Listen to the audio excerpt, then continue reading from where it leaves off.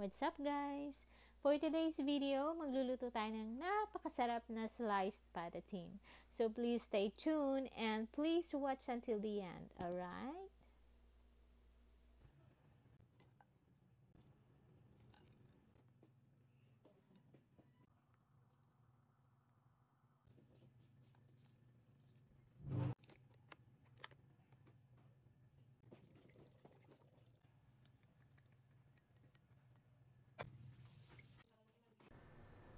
Ayan guys, sobrang lambot. Ayan halos naghihiwalay na siya. Halos naghihiwalay na ang ating patatim. This is a sliced patatim. So now, ilalagay na natin ang ating bok choy. There you go. Takpan ko lang guys, no? Para naman mag-moist yung ating bok choy. I like it.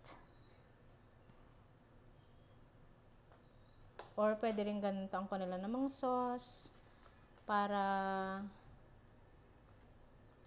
maluto ang ating bok choy. So, ang ingredients nito guys, as usual, sa halip na pineapple chunks na nilagay ko, I used pineapple tidbits. And then, nilagyan ko rin to ng oregano, dried oregano, and yung maliliit lang na dahon ba. And also, nilagyan ko din to ng, of course, bawang, sibuyas, paminta, salt, ayan, and konting oyster sauce, and soy sauce, and pineapple juice. Ayan. So, yan na siya. Ayan guys, I hope nagustuhan niyo po ang video natin ito. And if you like it, please don't forget to like and share this video and subscribe to my channel.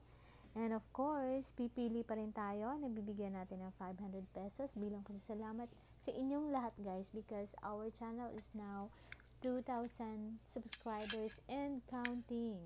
So, maraming salamat po sa inyong lahat. And of course, don't forget to watch my upcoming videos as well. Maraming salamat po. Ingat kayong lahat. Hanggang sa muli. Bye. Mwah mwah.